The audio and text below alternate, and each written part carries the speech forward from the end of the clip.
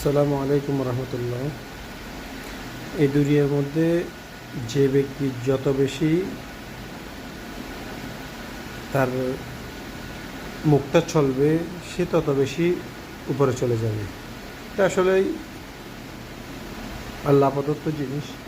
আপনি যদি চুপ করে বসে থাকেন, কাউকে কিছু না বলেন, আপনি কারো কাছ থেকে কিছু পাবেন না। এমনকি আল্লাহ তাআলার কাছে যদি আপনি চুপ করে বসে থাকেন তাহলে আল্লাহ তাআলা তো দিবেন। আল্লাহ বলছেন, তোমরা আমার থেকে চাইলে আমি তোমাদেরকে দিব। আমরা সাধারণত আমরা চাইতেও জানি না,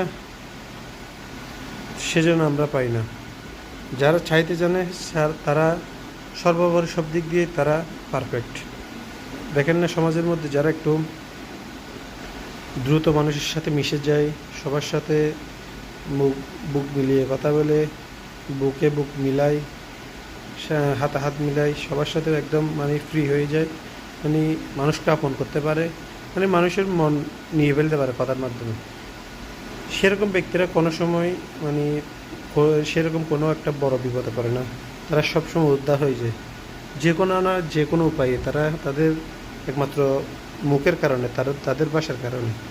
আর যারা আমার মতো আছি, যারা আমরা সবার সাথে মিশতে পারি না, আমরা দুনিয়ার মানুষ থেকে তো পাই না, আমরা এমনকি আল্লাহ তাআলার কাছে আমরা চাইতে জানি না বলেই আমরা পাই না। আল্লাহ তাআলার কাছে শুধু চাইলে হবে না, চাওয়ার কোনো কৌশল আছে, যতগুলো কৌশল আছে সেই কৌশল মেনটেন করে নিতে হবে। এমনি চাইলেই তো কেউ দিবে না। এমনি চাইলাম, বললাম, দিয়ে দিবে, সেরকম তো না।